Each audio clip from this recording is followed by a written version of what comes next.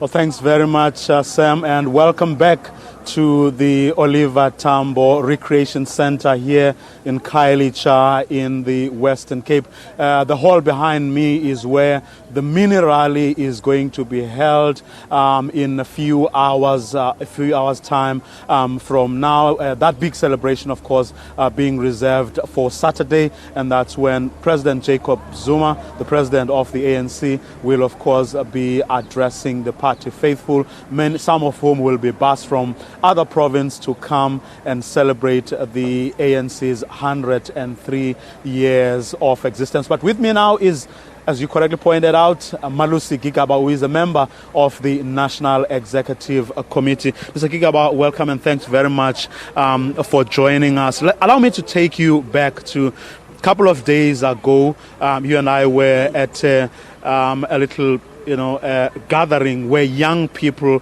were expressing themselves, talking about the sort of things that they are wishing for, the sort of things that they wish the ANC could do to improve their lives here in the Western Cape.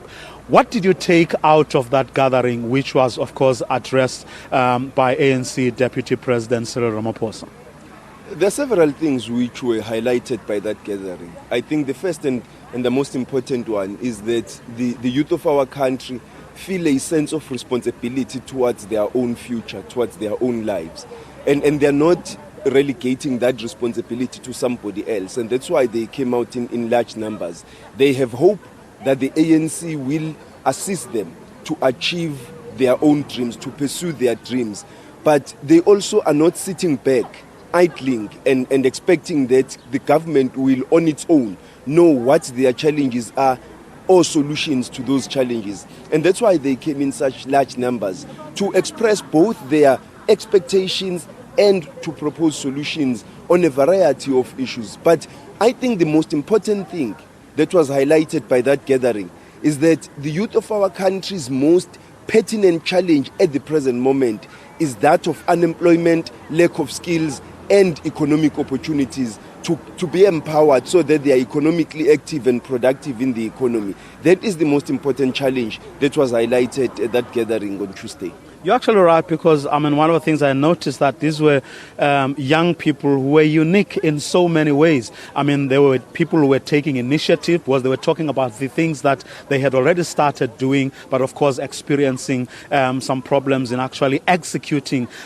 Did you not get a sense that maybe, or with the benefit of hindsight, that perhaps these young people are in many ways being failed?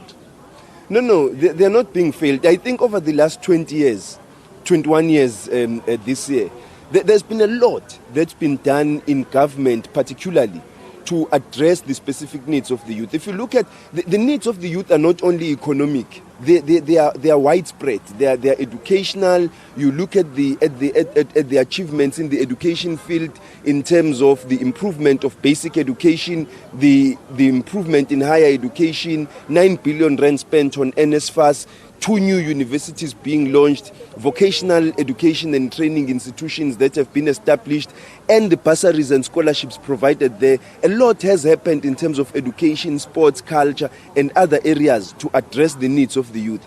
But it's quite clear that we haven't done as well as we should in terms of the economic aspirations of young people. But I think the Deputy President was also spot on in raising a particular challenge to the private sector. If every single company in South Africa decided to take on board in internships and learnerships or National Youth Service at least between 1 and 5 young people, I think that the problem of youth unemployment will be addressed. But together with it, the problem of lack of skills among young people. Because the youth in our country need a program that helps them to migrate from being unskilled to getting a job, to becoming an entrepreneur, where they can create their own jobs, employ themselves, and in the process employ their colleagues in their own townships. Now, as members of the ANC's National Executive Committee, you're going around the province telling young people, young and old, what the ANC has to offer them. What do you tell them? What do you say to them? This is what we are offering you, that which the DA is not offering you at the moment. And where are the examples of that? Well, I think the first and most important thing is that the ANC's 103 years are about service to the nation. The ANC has served the people of South Africa. It has led them in a gallant struggle towards freedom, and is at the moment rallying them in another gallant struggle towards socio-economic freedom.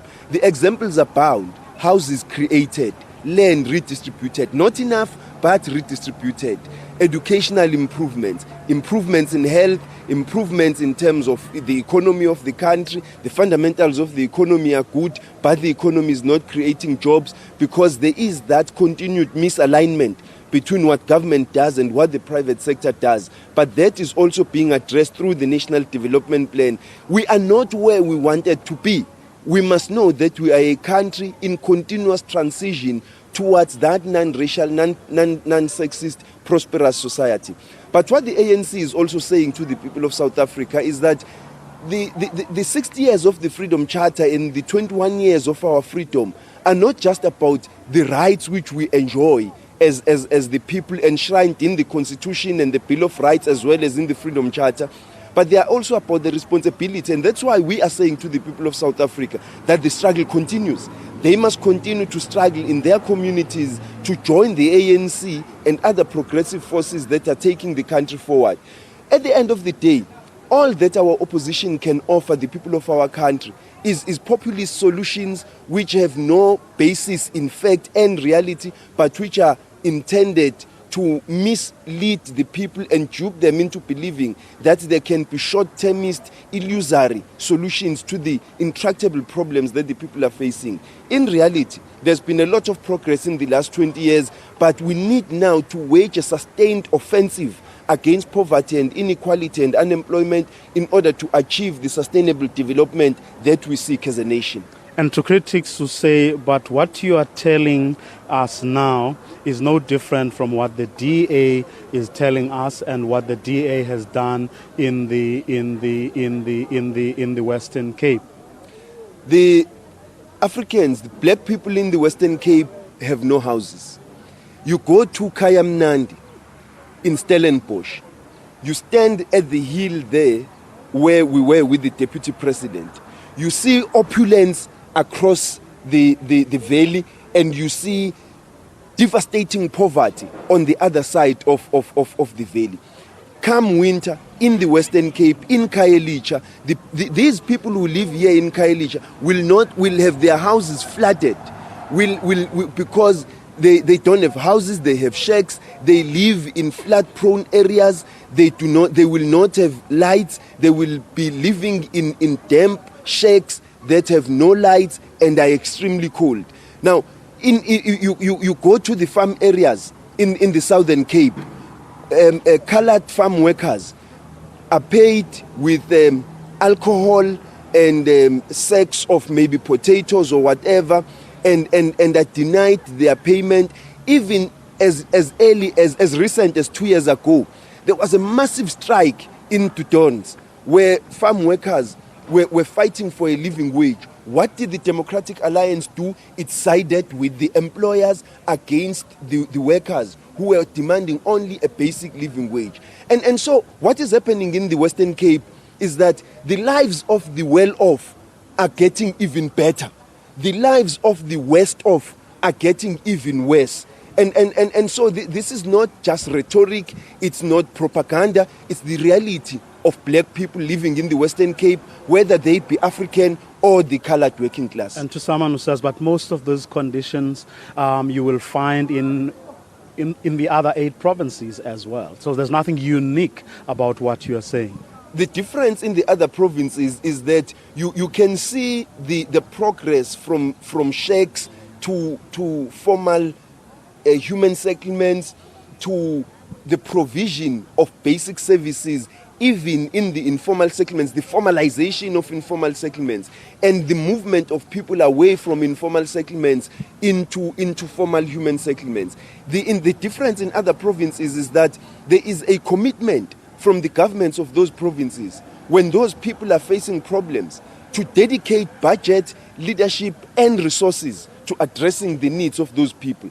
But on the other hand, in the Western Cape, that reality fades significantly, because what you have is a government committed in the Western Cape to continue paying attention to the needs of the opulent at the expense of those that are most in need of basic services. Lastly and very briefly,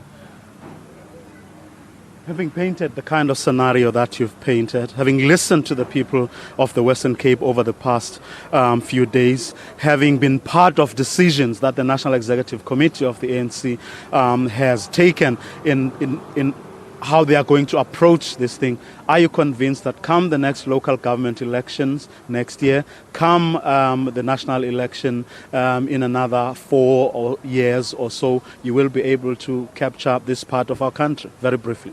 The African National Congress takes nothing for chance. We don't take chances. We don't take anything for granted.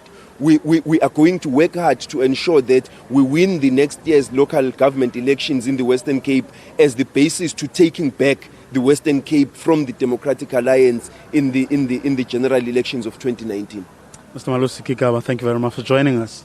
Pleasure. Malusi Gigaba is, of course, a member of the National Executive Committee of the ANC. Again, today they will be going around the province, talking to the party faithful, but also trying to woo those who belong to other parties to try and vote for the African National Congress. That's where we are going to leave it for now.